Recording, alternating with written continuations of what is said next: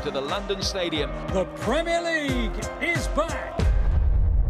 I don't need recognition. It's gone deep this time and it's hit by Mahrez!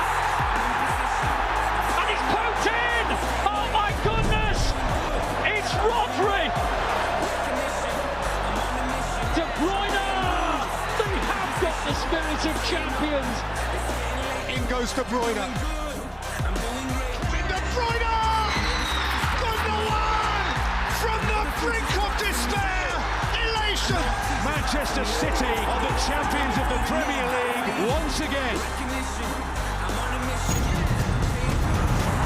The champions have returned.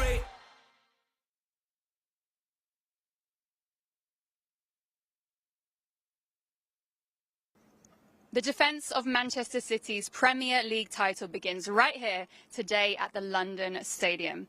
Now, Man City have actually played West Ham United in 3 of their opening top-flight Premier League games, winning all 3, scoring 11 goals and keeping 3 clean sheets. And to add to that, the Citizens are currently 18 away games unbeaten in the Premier League, with 14 wins and 4 draws. And our only defeat last season was actually on opening weekend in London at the Tottenham Hotspur Stadium in a 1-0 defeat. But today, all roads lead to the London Stadium. Over to you, Cel. Oh, El, so good to see you and so good to be back with you all watching at home or wherever you are around the world. My name is Cel Spellman and welcome along to Matchday Live as we kick off the defence of our Premier League crown. And here to kick things off, what a duo I've got in front of me here in the form of Trevor Sinclair and Shaun Gota. Gents, first of all, how are we feeling ahead of this new season? Shaun, I'll come to you first. Well, I'm always feeling good. I'm feeling optimistic. I feel that, again, we've got some new players coming in. I think Pep will be looking for them to hit the ground running and having a great season. So I'm very much looking forward to it. It's a great little stat there as well that we've kind of been unbeaten away from home since that opening game defeat against Tottenham last season. Yeah. How important is that going to be to try and continue that into this season? Yeah, it's really important. We know what we're like at the Etihad. Very strong, very difficult to get anything from at home. But away from home, it's really equally important just to keep that momentum, keep that confidence. But I'm excited. We've got 2 centre-forwards. Not 1, but 2. You know, Haaland, obviously, a great bit of fanfare for him coming in. Rightly so, young player, done a lot in the game already. But I'm really excited about Alvarez as well. I think he's come in under the radar a little bit. South American, that Argentinian history that we've got with the football club. So really excited to see how he develops and hopefully both of them can be a hit. Well, actually, a little bit later on in the show as well, we're going to be looking at some debuts as well and maybe doing a little bit more of a focus on those 2 players. And we've got Els at the London Stadium, as you've seen, so we're going to be checking in with her throughout the show. But I've been so excited to join you, and now we are here. We can begin the season. And I guess next things for me to do is bring you our first starting 11 as chosen by Pep Guardiola. Are you ready? It looks like this. Ederson starts in goal, of course. And we have a back 4 that consists of Kyle Walker, Ruben Diaz, Nathan Ake and Cancelo over at left back. De Bruyne is in the middle alongside Rodrigo and Gündoğan. And a forward 3 of Mr. Phil Foden, Jack Grealish, and with his Premier League debut, Erling Haaland starts up front, down the middle. Come on! On the bench, we've got Ortega, of course, another new signing for Manchester City this summer. John Stones, Calvin Phillips, another new addition to the squad. We just mentioned him there. Julian Alvarez. We've got Bernardo Silva, Mahrez, Palmer, Rico Lewis and Wilson Esbrand, of course, who had an absolutely delightful pre-season. I mean, once again, that bench is a joke. But, Trev, first impressions upon seeing that starting 11? Yeah, I'm pleased to see Foden. I thought Mahrez was maybe a slightly bit off it in the Community Shield, and I was disappointed not to see Foden. He's a Manc. He loves playing against Liverpool, so I want him to be playing. So I'm glad that he's playing today. Obviously, you know, come through the academy, a real success at the football club. Mm-hmm. And, yeah, it's great to see some of the bench as well. Lewis, obviously, come on. Rico Lewis did really well in his little cameo role. But Wilson Esbrand, as you just mentioned there, Cal, we were talking before air, and obviously Shaun did the game live. I watched it in bed, and I was just like, wow, this kid, unbelievable form. So composed, so disciplined, so fit, so strong.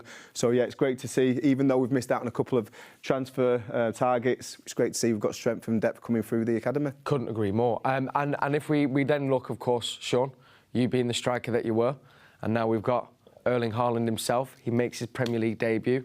what are your thoughts and how excited are you for the season ahead? Yeah, really excited because, you know, when I've always thought about City and the amount of chances we create, I've always thought, now and again, if we just had that out-and-out striker, someone that sort of senses these situations, and he's one of those players. Is that something you can't really coach? I don't think you can coach it. I think it's just a know-how or knowing that you're seeing a situation happen so many times that you know that 9 times out of 10, that ball, when it goes there, it ends up here. And you've just got a time when to be in that particular place to then finish it off. And I think this is where he has that know-how. And you mentioned it earlier, you know, Alvarez, another one. I'm really excited about him as well because he's that sort of player that could play in that false number 9. You know, when I've looked and seen some of his goals for his other clubs, he's scoring the odd screamer. So I'm intrigued to see what he can do as well. But yeah, Haaland, a player that I think would just fit perfectly into our system. This is just, I'm just throwing this out there. I can't remember really the last time City have ever gone for a traditional, you know, 2 strikers up front. Do you think there's something potentially Pep could look to? Because they do seem to, on paper, look like they can complement each other very well, Trev. Yeah, and it's no coincidence that we've brought, obviously, you know, Fernandinho, amazing servant of the football club, but it's no surprise that we've brought in another holding midfielder in Calvin Phillips. And I feel that if he's going to play a box in there, as in 2 and 2 centre-halves, obviously the full-back's flying up, he could play 2 up top. So that's an option. Again, just gives you that flexibility. Pep obviously knows the game inside out, and he'll know when he wants to kind of execute that way, wants to try the 2 of them together. But how exciting is that? But I just wanted to ask Shaun, because we've seen the game last week, Community Shield. He missed a couple of chances, Erling. He's human, obviously new club, new environment, new opposition. But I love the fact that he was not laughing, but he was smiling afterwards. Sometimes you've got to be like that as a striker, because if you start beating yourself up after just one game, surely it's going to affect your confidence. Yeah, for me, I think the great thing is that he was there. He's there in the right position to miss the opportunity.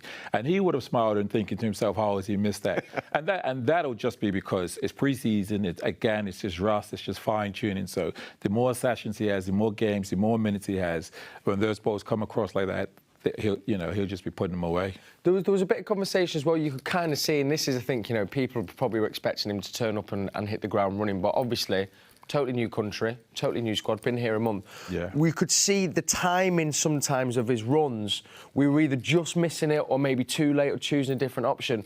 And I think a lot got made out about that unnecessarily, I found, Shaun, because you've got to get time to get to know the players around you and how they're going to play and tweaking each one. You know, Kev will probably see that and go, OK, I know when I need to play that ball for Erling, which would have been different for Aguero maybe or something. Exactly. I mean, both sides, the players will get to know him and he'll get to understand the players. Yeah. There's certain times he'll be making runs and then he'll start to realise that that player perhaps isn't looking to give that killer pass. That player is about, you know, keeping the ball, rotating the ball.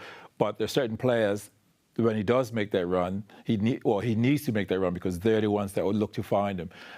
We know Kevin De Bruyne will be one of those. I think Foden will be another one that will look to sort of find a pass because he's somebody that affects the game. So whether it's through balls or he's looking to affect the game. So I think as time goes on, his relationship, you know, will get better with the players and they become more effective. So exciting. One of the talking points we were mentioning, Trev, before the show, a name that I kind of did put in my first starting 11. He is on the bench, Bernardo Silva. What do you think the thinking is there to kind of have maybe brought in Gündoğan alongside Rodri and De Bruyne? Well, I was just looking, when Shaun was answering that question, I was just looking and thinking every one of them, maybe apart from Rodri, every one of them midfield players and forward players has got that killer pass. And if they get that chemistry right with Haaland, every one of them could feed him, but especially with Gündoğan. Because I feel as an individual player, since he's come to Manchester City, we've had to kind of reduce him a little bit because he's almost got an unbelievably complicated football mind. Yes. So we've had to simplify that a little bit. But I feel with him and Haaland, I've just got a feeling they're going to have an unbelievable chemistry. So I'm glad that he's playing today. It'd be great to see that chemistry show to the surface today at London Stadium. But yeah, I'm just really excited for him, and it's good that he's been given the captaincy. He scored the all-important goal against Villa at the end of last season. I mean, we were talking off air, and I said if that was me, that would have been on repeat for the whole summer. Yeah. You were like, he's probably watched it 5 times. I was like, well, 5,000 times. Yeah. Or just constantly playing it wherever. Oh, Going, have you seen this, by the way, mate? What a feeling that must have been for him to score that winning goal. We've seen it anyway. You know, that's drama, that's sport. That's why we love it so much, and that's why we love football. But, you know, for him to get that last touch off Kevin De Bruyne's shot, I mean, pass. Yeah. He nearly caught me out with that before. We're going to hear from Gündoğan, actually. We've got a really lovely 2-part interview where he kind of, you know, speaks about kind of that game, of course, and then of his kind of season so far and what he wants to get out of this year. Brilliant. So don't miss that. It's coming up in just a sec. But there's something off that as well. And my dad said this to me. He says there's a lot, I think, for young players can learn. And he mentions in the interview, you'll see in a sec, he was angry that he didn't start. But then just goes to show that, well, you've got to be ready when called upon. I mean, case in point, that was it. He came on in the second half and got the 2 goals. There's a lot to be said, I think, there for that, and that mentality. Yes, it is. Strangely enough, I mean, I had that experience when we played Manchester United. I was really upset I wasn't starting. I obviously went on and scored the goals, ends up being one of the quickest goals as a sub. But that mindset, you're absolutely right, because before I was really frustrated that I wasn't starting, played the games before. I think with Gundo, you know, when he plays, he's a consistent player, a senior player, and he would have been upset. Yes. But you then have to, you know, switch your mind and go, it's about the team. So at some point, you know, within himself, being upset or whether he shared it amongst the team, he would have then settled down and went, no, it's about the team. Yeah. And that's how funny the game is. He ends up being the one that everyone loves because of that goal. But yeah, he had to change his mindset. So a brilliant player, brilliant goal he scored there. Yeah, and he really does kind of embody the team. Anytime he speaks, he never speaks So about humble. himself. Yeah, Milne was very opposite to what's going on the other side of Manchester at the moment with a certain player. Anyway, speaking of Gündoğan, let's get into that first part of this brilliant interview now. How do I feel about that moment?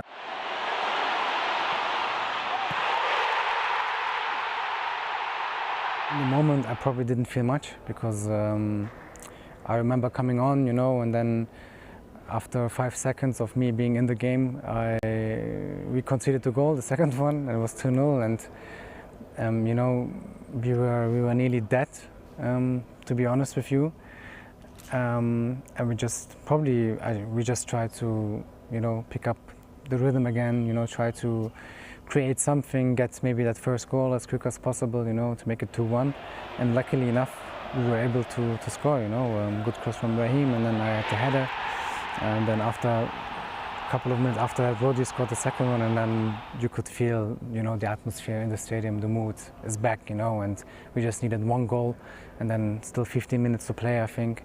So everything happened so quick, you know, and even that third goal of mine, also just maybe another 2, 3, 4 minutes after.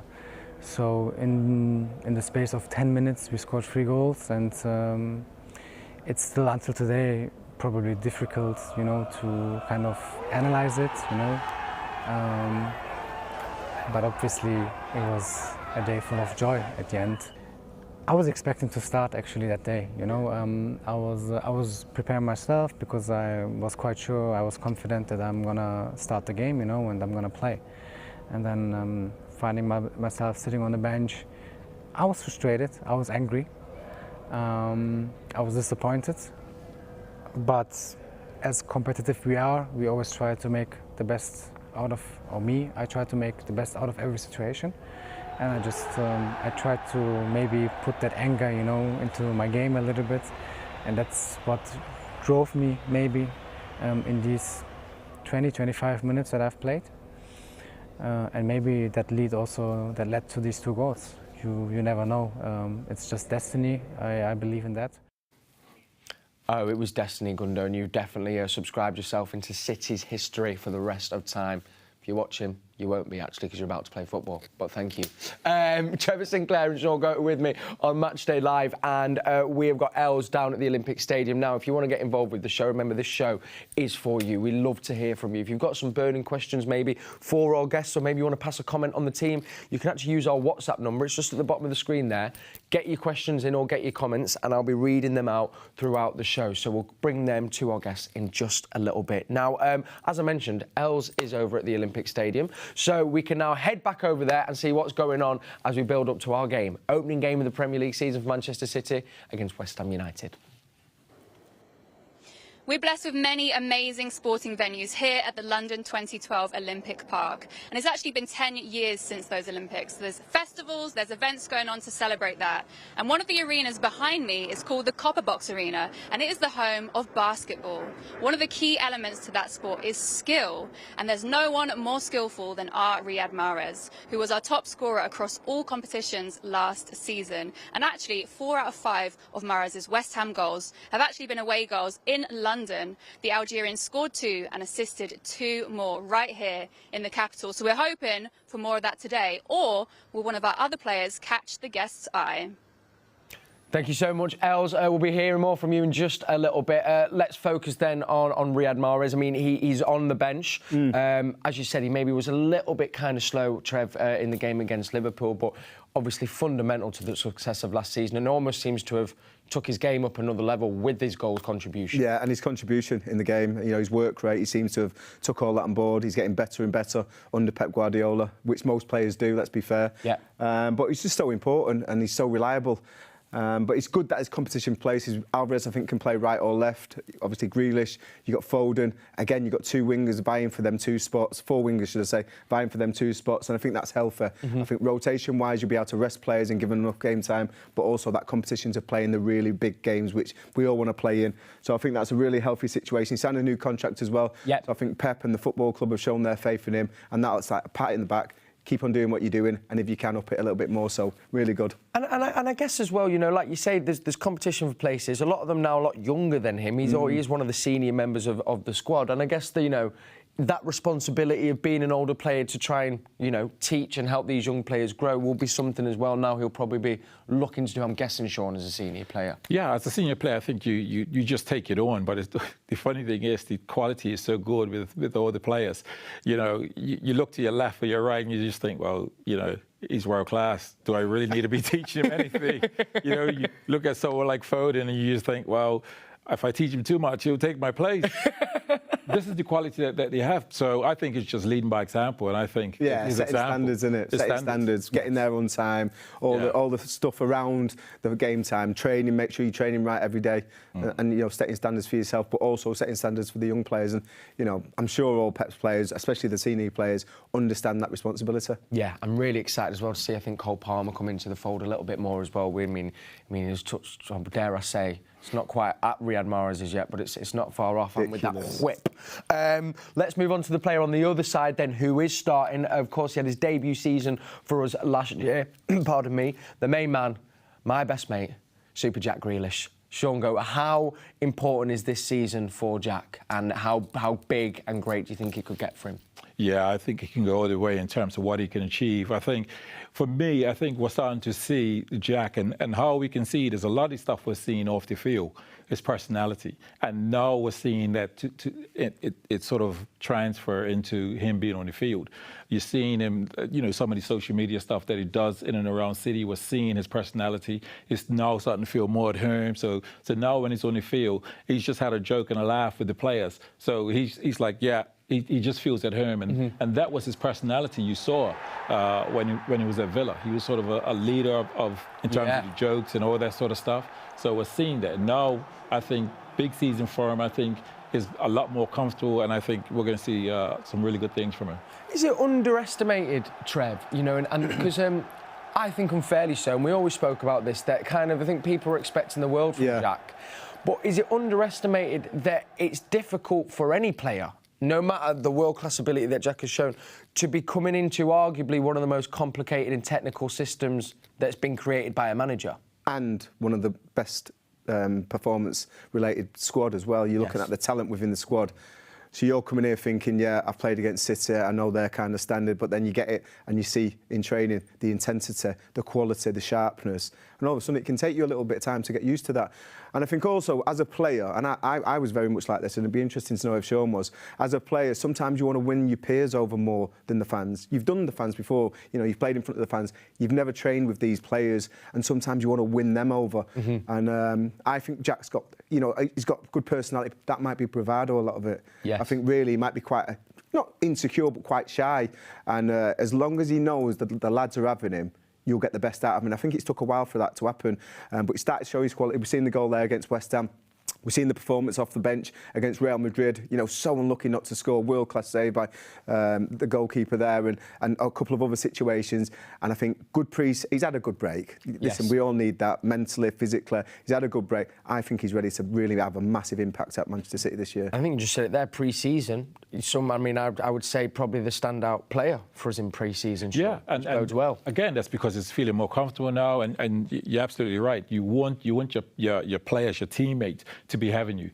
And they're not having you if it's just about jokes off the field. It's about what you do on the field, what you do in training. And he would have looked around and see the standards that these players are set, and he'll be like, okay, I see where I am, I see the benchmark, and he'll be looking to achieve that and even push it further. And just to flip that around, you could be the funniest person and the lads all love you.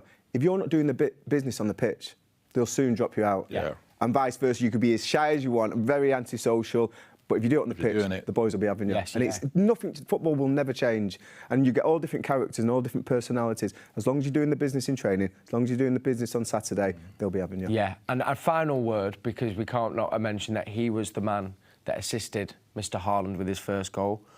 The prospect of that partnership, and they do seem to have created a little bit of a bond as well. I think Haaland came out and said, and I loved it, he said, you know, I like it. He says, but he can get better and I can get better. Do you think this could be this starts something very special? It's a bit of a bromance. You see, you see things like the two of them gelling, and again, I think the two of them will look for each other on the pitch, and I think again, Grealish will know that he's a top player that he could be providing, so he'll be looking for him whenever he gets the opportunity. And I think, you know, when we think about the goal he assisted in America, he sort of has that touch and he puts it across. I think because of the relationship they're having, this is why he puts it across as opposed from shooting. Because there's a part, as a wide player, you still warrant a little bit of opportunity to have the shot. But I think that's that relationship where he's going, oh, it's my mate in there, let me. And it's almost like Jack's just had that first year, he's had that first experience. He wants Haaland's to be a good one, so he's thought, put that on a plate for him, finish that. And did he not come over? Was he not saying as well? He's like, that's why I'm here, that's why I'm here. That is why you're here, Erling, that is. OK, slight pause from us here in the Matchday Live studio. Starting 11 is there on the bottom of your screen. Of course, we're building up to our game at the Olympic Stadium against West Ham. And Els is there in London. We can hear from her now. Where are you up to, Els? So I'm here with Warren, who is a West Ham United fan. How are you feeling ahead of the game today? Nervous. You've got such a force still behind you, even though you've lost Sterling and Zinchenko, you've still got such a team. It'd be tough, but exciting. It's an exciting day, to be fair. Yeah. And you actually had a new signing this season. Yeah, how are you feeling ahead of that? He's not fully fit with I've been reading, sort of thing. So hopefully we'll get some match time. But yeah, it'd be interesting. It'd be good to see how he fits in with Antonio up front as well, sort of thing. So yeah, he's quite a tall player with him and Antonio, power, pace. Yeah, it's what we needed. Are there any particular players other than Antonio who we should be looking out for today? I'm more excited in seeing Haaland, I have to admit. He's such a talent. I'd like to see if he can do it actually in this league, one of the fastest and the best in the world, sort of thing. I know, like the German league, it's good, but it's not the Premier League. Definitely. So let's see if he can hold up his own there. Now, the last time City were here, it was a 2-2 draw. It was a tough match. Oh, a good match. Yeah. Do you think much of the same today? I think if we play the way we played then, I think we can nick a result, or like nick a point at least. But if we're off our game, then no, you'll be all over us like a bad rash, to be totally honest. But no, I think we'll come away. If we play well, we'll get a point. Okay. That's what I'm hoping for. Yeah. The last thing I'm going to ask you is your score prediction for the day. If I'm biased, I'd like to say a West Ham maybe 2-1, 3-1 win. But I think it might. I think overall, I reckon about a draw. Okay. A score draw between the pair of us. But if I'm honest, I'd like to see West Ham win it. Of course. Yeah. All right, well, thank you, Warren, You're so welcome. much The for pleasure's all chatting to mine. me. Good Oh, luck you're today. welcome. Thank you. You too. Take care. Fair enough, Amazing. fair enough. I mean, I'd like to think you'd want your team to win. I think Absolutely. you'd want your team He's to almost win, wouldn't you? apologising for wanting West Ham to win. Get a Is grip, that lad. where we're at now, though? People just really, they go, we respect you so much that we go on, you can have the win. Pathetic. Well, we've just heard it there. Let's find out then what is the West Ham 11 as chosen by David Moyes. West Ham are shaping up like this. Fabianski in goal. They've got Kufel, Zuma, Cresswell and Johnson. At the back, Declan Rice, of course, captain in his side. Souček, Lanzini, Jarrett Bowen, what season he had last year and summer as well, of course. Fornals and Antonio. Their new signing, Scamacca, is there on the bench. Also on the bench is Areola, Randolph, Ashby, Coventry, Downs, Okoflex, there we go, got that one out, thank you, Trev. Vlasic and Benarama, who I think is also a very tasty player. Trev, I'm going to come to you straight away, of course. It's a club that you know, it's a club that you've also had a chance to play for. David Moyes has really kind of created a very solid team there. What, first of all, just generally their expectations for the season ahead? Well, I think they've spent quite a lot of money this summer. Scamacca's on the bench, only signed recently. They've also got Maxwell Cornet. We've seen him play for Burnley last year, 9 goals on his debut season in the Premier League, so that bodes well. And I think it was 17.5 million, so they've spent quite well. I think they would like to have got a holding midfielder in another one. They have bought a boy called Flynn Downs from Swansea, who's well regarded by the Swansea fans. So quite an exciting transfer window. The only disappointment was the boy Aguerd. He came in and broke his ankle in a friendly against Rangers. So real big money, £30-odd million for West Ham. So they'll be disappointed to have lost him. But Dawson, he'll love that challenge. I can see him loving that challenge against Haaland. Obviously, Zuma's in there as well. They've got a decent squad. They've got a good squad of players. David Moyes, you know, they'll prepare them properly, they'll be fit. I think they've got a fantastic team spirit, which is based on honesty and integrity and principles. And I expect them to be competitive this year. Whether they can, you know, beat Manchester City today, I'm not so sure. But we've seen him at the end of last season. Bowen is a real threat. Antonio, real threat. They've got real class players up that top end of the pitch. So, yeah, it's going to be challenging. We'll have to be on it because we've not played a lot of friendlies. I think that's what goes against the lads. And at times, you could see that last week. I think we've had another week training under our belts since then. So hopefully there'll be an improvement for Manchester City. And if there is, I think we'll probably have a bit too much for West Ham. That's it. Love to hear that, Trev. Shaun, looking at their starting 11 that we just went through, what do you think their approach is going to be to try and, you know, counter and stop the greatest team? Yeah, it's interesting because I think with the confidence they had from last season, I'm quite intrigued to see what he does, what Moyes does as a manager in terms of do they have a low block and counter attack, or do they actually try to press up? And if they press up and try to squeeze the pitch, I think they just leave so much space for Haaland, and I think that will be probably a real bad idea. That's the problem, though, isn't it, now? Because before, teams could have that deep block and think, if it comes in the box, we'll deal with it. We've got Haaland, who's 6'5". Yeah. Now, if they press high and leave that space between the halfway line and the goalkeeper, he's got the pace to get in behind. So, pick your poison, innit? Pick your poison. He's such a beast, isn't he? I mean, you see when he walks in and around the stadium, he walks off the coach and is a presence. You know that he's a presence. He's feeling himself. He's having himself, and you have to have that confidence. I just like the way he walks around. He's just is an inner belief when I see him, you know, sort of walking around the place, and I think he knows his quality. When you've got that kind of presence, I mean, you have to be able to carry it off. And like I've heard people in journalism say, a little bit arrogant. Just because he's quiet doesn't mean he's arrogant. Yeah. Just walking about because he's 6'5", he's got blonde hair, and he's a machine. Yeah. You know, and he wears like fancy clothes and that. That doesn't mean he's arrogant. That means he's having himself and he's just going to keep his head down. When he comes on the pitch, that's when he's going to do his talk. And I've been well impressed with him. I was impressed with him when he was at Borussia Dortmund because he was getting a lot of critique then because, you know, he was quite shy and a little bit, you know, unfamiliar with doing interviews and things like that.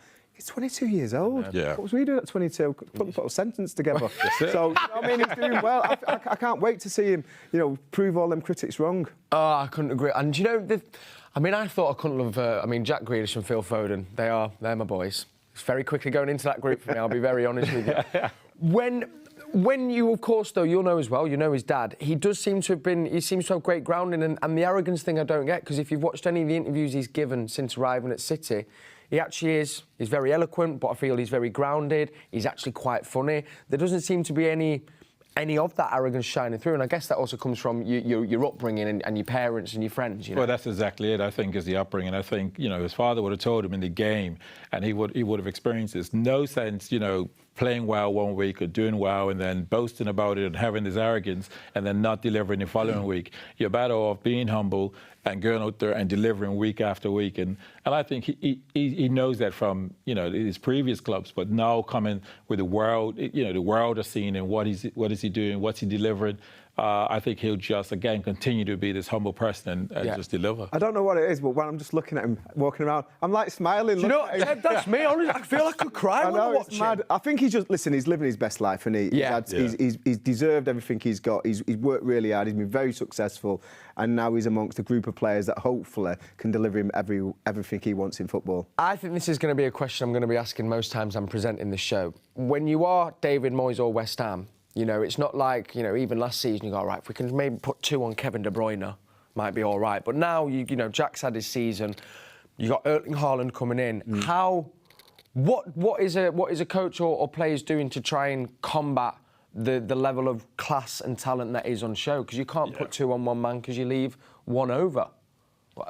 Yeah, I mean, listen, David Moyes, he would have looked at many different things, but again, because of the quality that City have in so many areas, I tend to think he's better going with a low block. And this is the great thing about Pep. Pep looks at how to break the low block down, i.e. when a team have 5-4, a 5-4-1. And where can we create those loose spaces? Where can we get De Bruyne in those little pockets, Foden, Grealish, in these areas that can exploit them?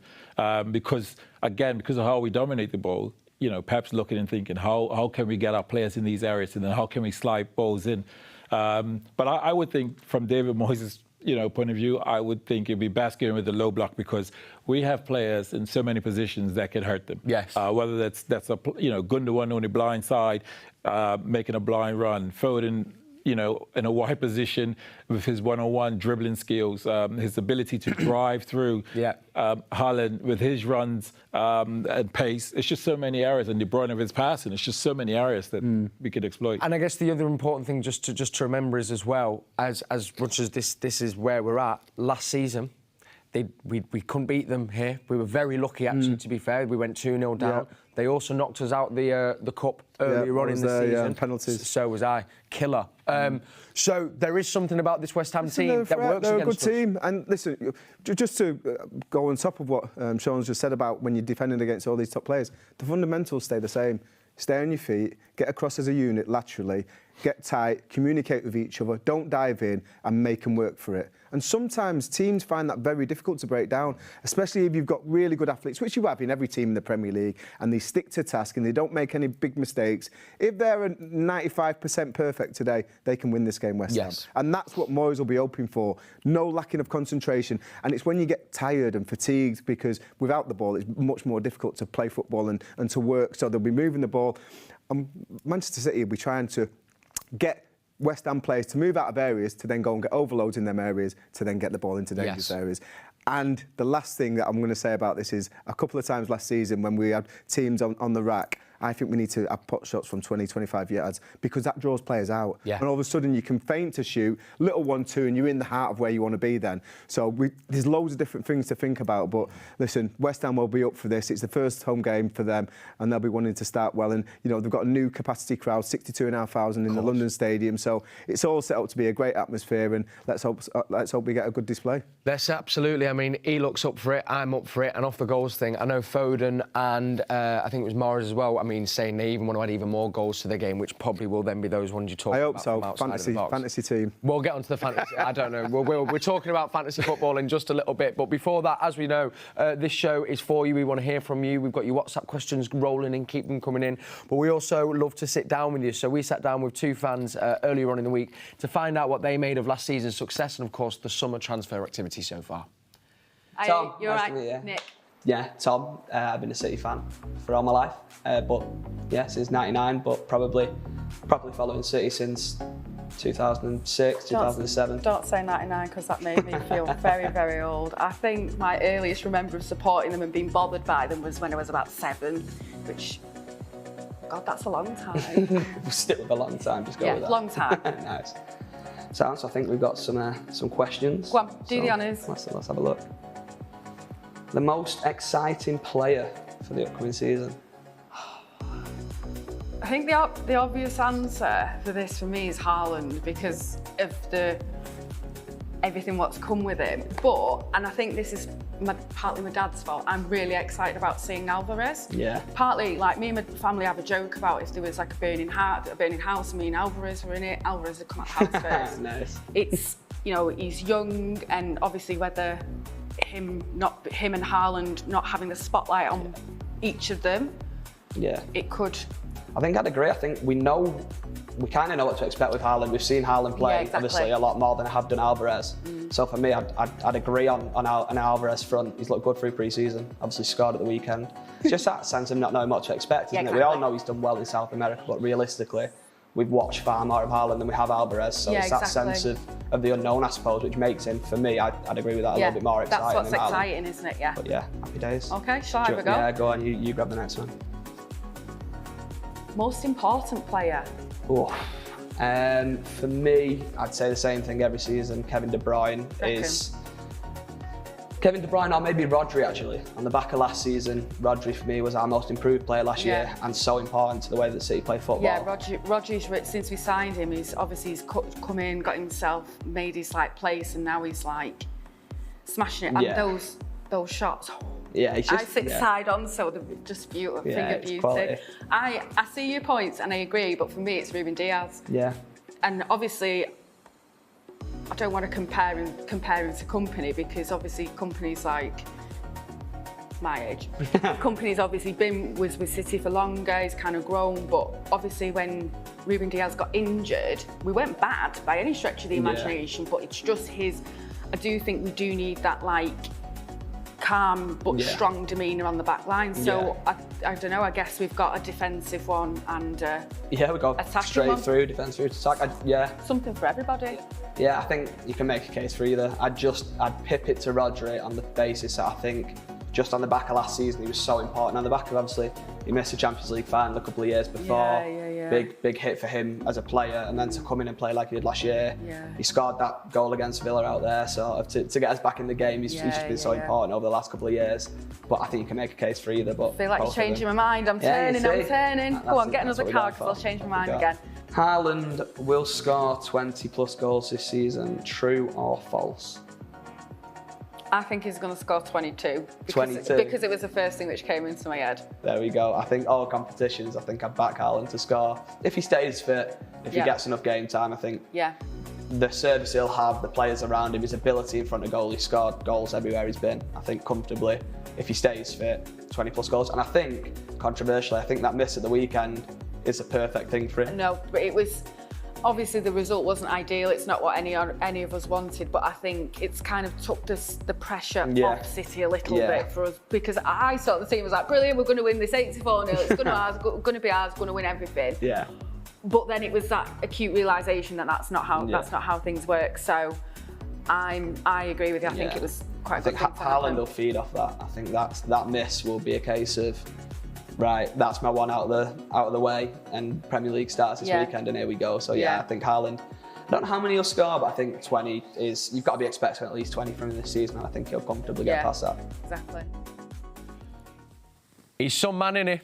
He's some man, that Erling Haaland. Cannot wait to meet him, hopefully, if the producers are watching. If you can sort that out for me, I want him to become my best mate. Thank you very much.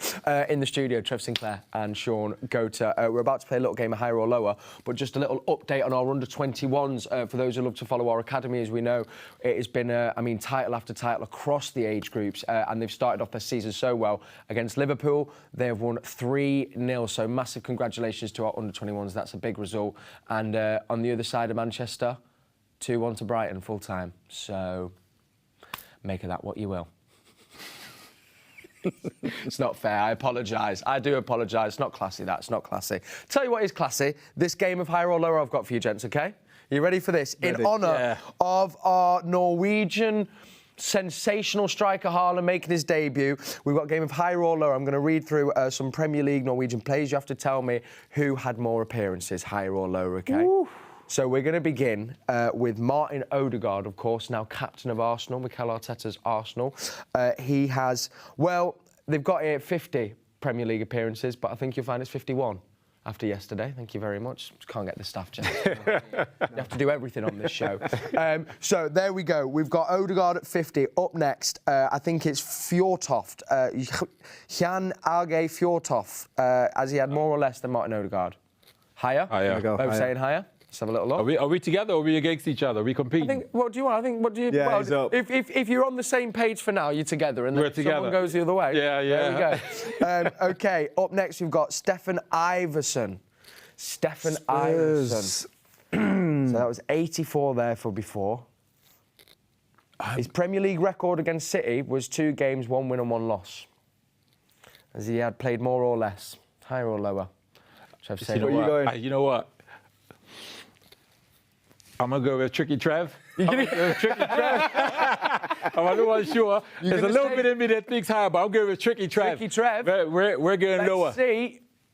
Oh, my God. 59. Tricky. Oh, it's just... Yeah. What are you doing, Cruyff turns on the goal line? I'm just sending you the wrong way. You have. OK, up next, we've got Andre Flo. Andre Flo. Yeah. High roller. I can tell you this is pretty tight. That's so unfair. I'm thinking lower. Lower for Shaun. Rev? Chelsea boy, wasn't he? Yeah. I'll go lower. You would both be correct. Go on, Tricky Trev. Back on track. Back on track. Up next, of course, Shaun, I think we all know that is, of course, Erling Haaland's father, Alfie Haaland, City legend as well. More or less, higher or lower than 141 Premier League appearances for Big Alf? Do you know what? He had a few seasons of Leeds, you know, and I'm thinking higher. What do you think? I'm thinking lower. You're thinking lower? Just because I think it might have been a time where we were going up and down as well. That was us, but he also was of Leeds. Yeah, Premier League. Premier League. Oh, not for Manchester City. No, Premier League appearances. Hold on, Premier League. Premier League appearances. Yeah, so you got a clue there. You got a clue from What we do? I'm going higher. What are we saying? We go higher. We're going higher, baby. Higher, baby. It's higher, baby. Higher, baby. OK, up next, then we're going to go to John Carew. John Carew, who actually played City 8 times, 2 wins, 2 draws, 4 losses. Higher Villa. or lower? Whew. That's 8. I mean, That's a lot of games like in 81. Isn't it? That's a lot. At least 4 seasons.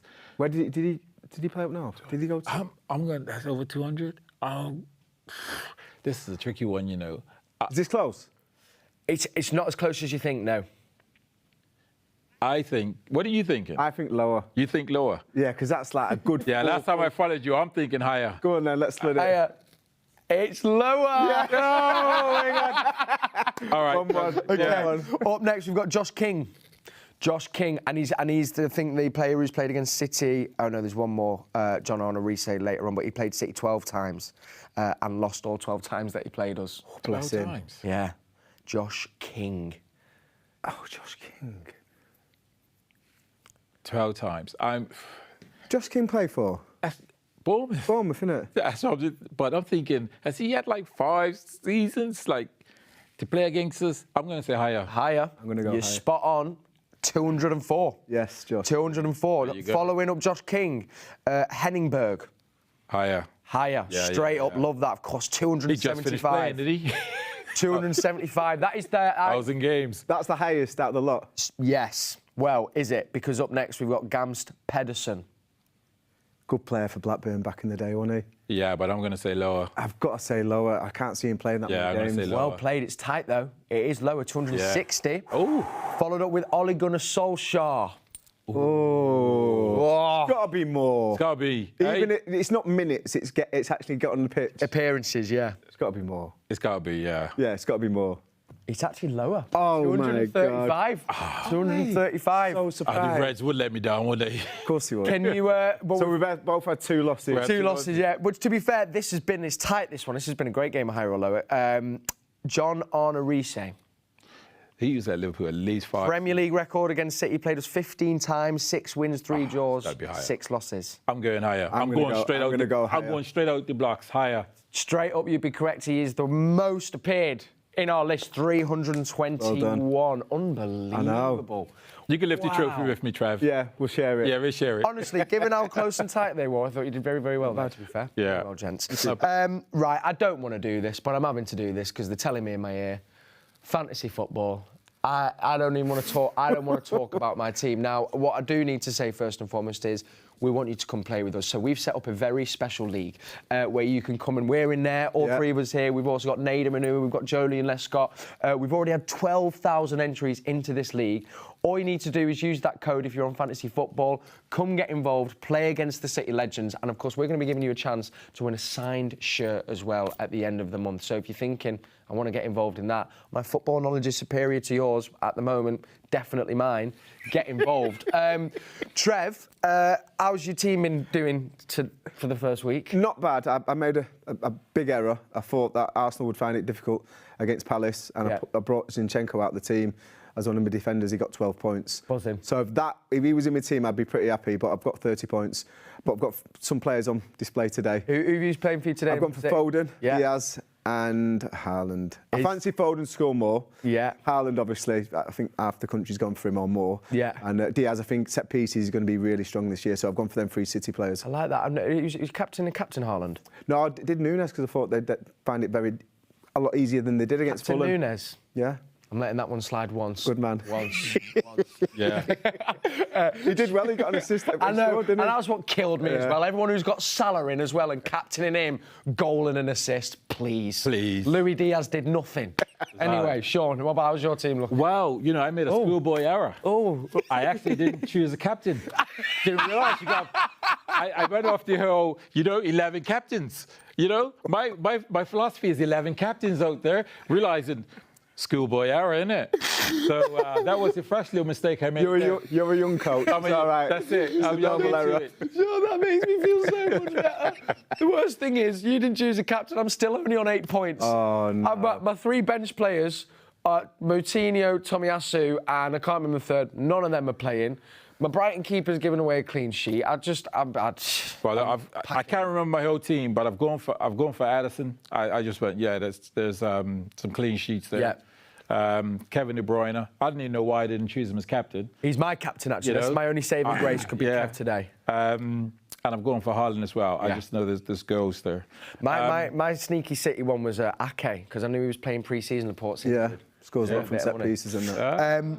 Well, listen, we'll see how we get on. We know we all want Haaland goals. Of course we do, yeah. But I want Kevin De Bruyne to, if he gets 5 goals today, it'd be great. I'd love that for my fantasy. But also, what we're doing alongside this, we're bringing you a very, very special City Fantasy Premier League show. It comes on once a month. It's with the main man FG, and this month he was joined by Nader Manu and Shaun Wright-Phillips. It's a great little watch. We're going to be bringing you every month. Here are some of the best bits from this week's episode. Hello and welcome to the first City FPL show. My name is FG and I am joined in the studio by 2 Manchester City legends, Nader Manu and Shaun Wright-Phillips. We know they've got the skills on the pitch, but what about their ability of building a team capable of challenging the top of the FPL leaderboard? So this is actually my 2nd season. The first season was quite an experience. Started off, I was in like a head-to-head league and it was very, very hostile to the point where at the end of that season I thought I'd never do it again. But here we are. And I've learned some lessons. I think I've picked an incredible team, without a doubt the best team of anybody in this room right now. I'm sure we'll get into it later. We will. We are going to check out the teams later. Shaun, have you got much FPL experience? No, I'm pretty much the same as Nader. My first experience was obviously last year, and I made a lot of mistakes, like using my triple captain way too early when it wasn't a double game week and such. But I learned from that lesson, and now I'm coming in strong and hot. Isn't it funny? It's one of those games where people don't tell you that you're using your triple captain way too early. They just let you do it. Yeah, that's basically what happened to me. For sure. Right, let's move on to the man who surely makes everyone's team. He's at 12 million, I know he is, but he's the best midfielder in the world. It's Kevin De Bruyne. Yeah. And in the second half of last season, he was incredible for fantasy players. Yeah, he certainly was. Like, you see with the goals, with the assists, and he's just a key man, especially for, some of the attackers that City have as well. He's feeding so much of it.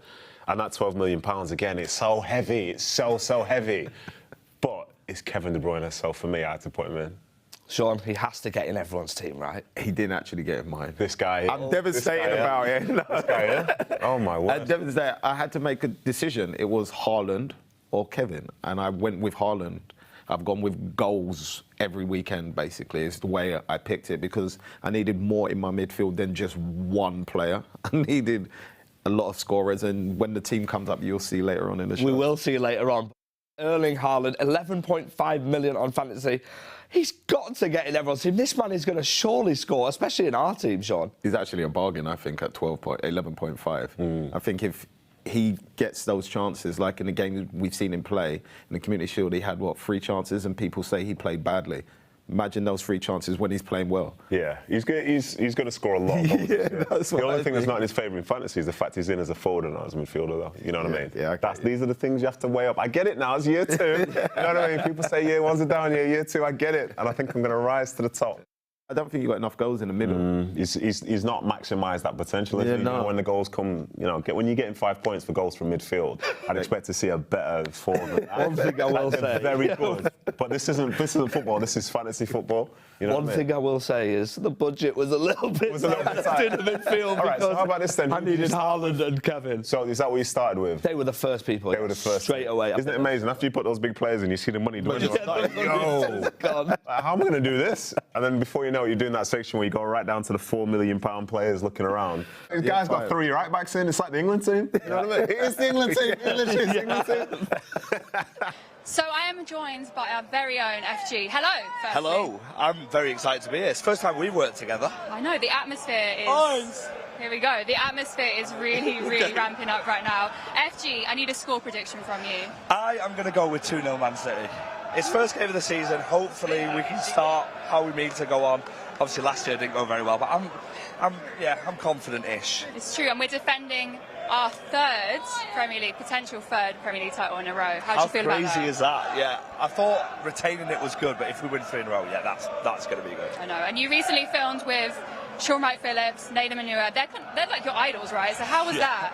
Oh, I still can't believe it. I've just watched it again and again and again. Looked at all the pictures. It was so sick. Yeah, and let's talk about FPL quickly because I need tips. It's my first season doing FPL, so if you've got any tips for me. Right, you know what? You don't want tips from me because I'm bottom. You're doing better than me already. I've already looked at the table. I'd probably ask someone else. That's my biggest tip. If Haaland scores about 10 today, I might climb the table a little bit. Yeah, well, that's what my next thing was, because he's in my team. He might be my vice-captain, might not. So I need him to score today. He's making his debut in the Premier League. It's much anticipated. How are you feeling ahead of that? I'm confident. I mean, every City fan's been so excited for this. We've been talking about it for weeks and weeks. This is the Premier League now. This is where he's going to shine. So hopefully I get loads of fantasy points and he scores a lot of goals for us, which I'm sure he will. Definitely. Well, another person who made their debut back in 2019 was Rodri in a 5-0 victory. Now, City have had many, many incredible debuts. So let's take a look at some of them right now. That's Els there. We're going to be taking a look at those debuts in just a second. Not before, though, because I really want you to see it. I wanted to bring you the second part to our Ilkay Gündoğan interview. It's beautiful. He speaks so well. And let's not forget as well, he's walking out as captain today in our starting 11. Remember, with Manchester City, we find out our club captain and the 5 captains as chosen by the players when the transfer window is shut. But here's Ilkay Gündoğan. I think we'll be really strong again. I think, obviously, this year we lost really good players. We lost good guys as well, not always just the player side, also the character is always very important. But I think in the past, the club always showed that we are able to manage that, and I'm sure this year is going to be similar. We got really good players as well, so the recruitment of the club, I think in recent years was always on point. So I'm very confident that this season we're going to be strong as in recent years.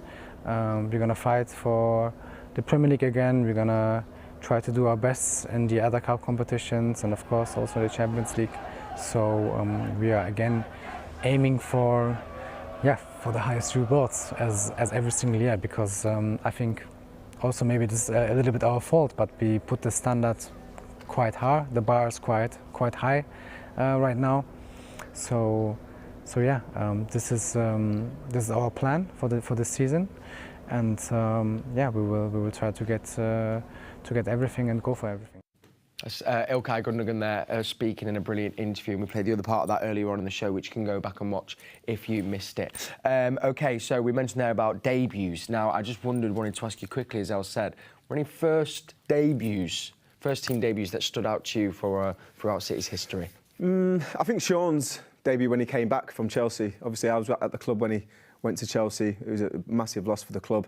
And he had a difficult time at Chelsea. He had won some medals and did well, but I think he had a difficult time. And when he came back, he scored on his debut when he came back. Yeah. And I think it was just adulation in the stadium. Everyone was so grateful to see him back, that big smile, and then to turn that into a really good performance and a goal. Yeah. It was brilliant for Shaun. Yeah, it really was, and we loved having him back. And Shaun, what about for you? Was there any little... Yeah, I'm thinking Aguero. Yeah. Ryan, you scored so many goals, but again, you know, Aguero, there was a lot of talk about him coming in and what he was going to do, deliver. I knew a little bit about, you know, watching what he had done at Atletico and thinking, okay, does he get off the mark? And Aguero, that's what Aguero does, you know? So, yeah, he's one. When you said Shaun initially, I was like, Chelsea, not me, mate. Hey, by the way, when Aguero joined, how young and young and you know, coming to a new country to play for a club that was, you know, probably not heard that much about, and then ended up being, you know, in a statue outside. It's just unbelievable. And you know what? Listen, one thing we won't do on the show is we're not putting the pressure on Alvarez that he's going to be the next Aguero, because Aguero's, as we know, in a league of his own.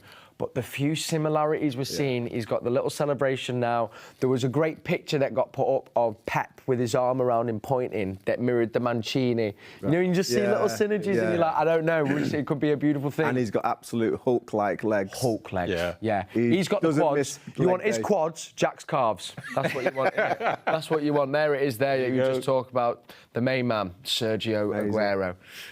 Oh, I mean... Yeah. No right.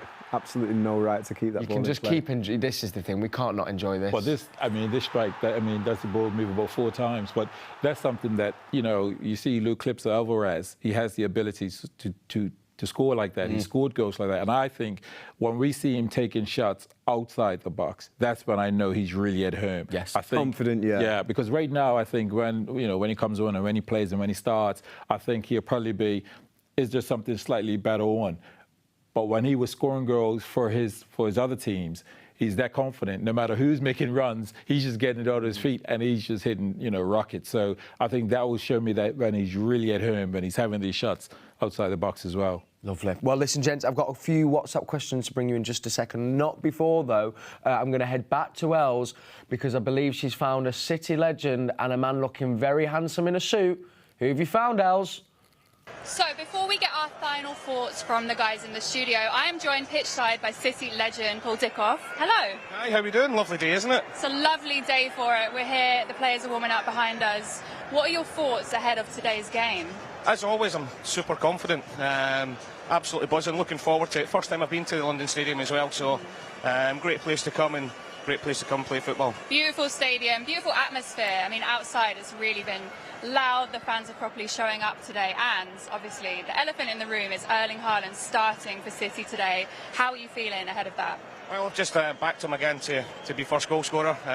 Look, I thought his movement last week in the Community Shield game was fantastic. The more he plays with the players, the more the players get used to him. They train with each other. He's going to be a superstar, you know. And there's a few people having a few digs at him last week, so I hope he shuts a lot of people up today. Definitely. I'm sure he will. And we've seen from the pre-season games his partnership with Grealish was looking really, really strong. Him and Grealish are both starting today.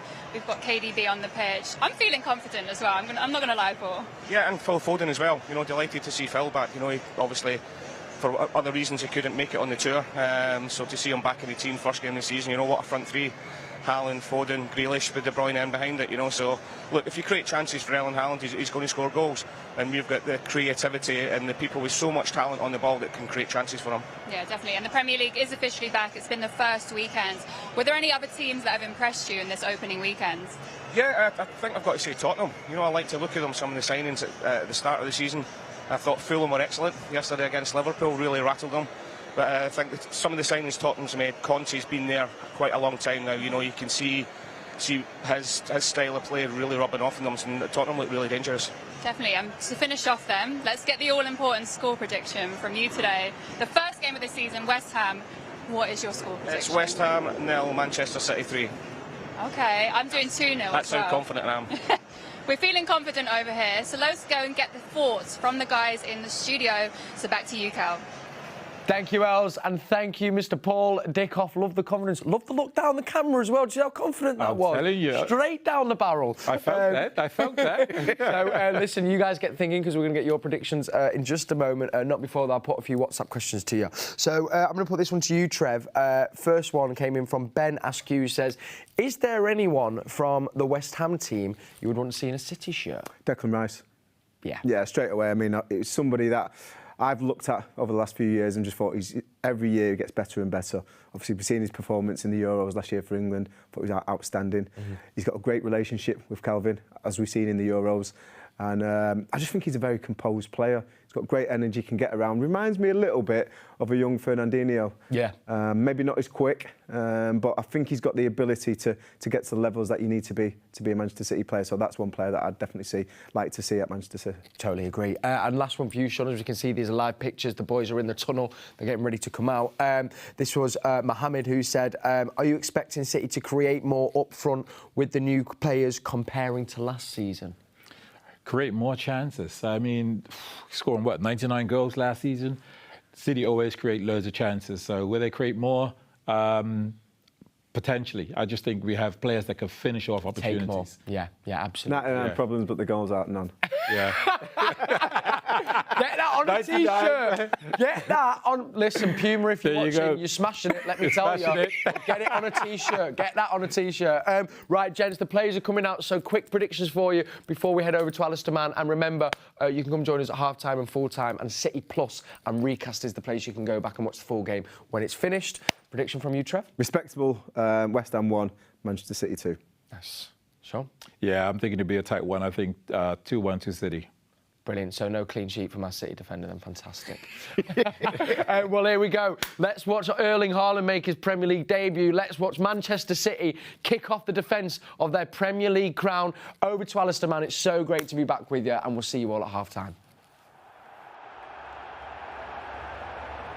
So, the champions begin their defence at the London Stadium against an opponent in West Ham who very nearly derailed the Blues' title aspirations in a simply pulsating clash at the end of last season. The Blues came from 2 behind to secure a precious draw here, grabbing a point which ultimately saw them champions for the 4th time in 5 seasons.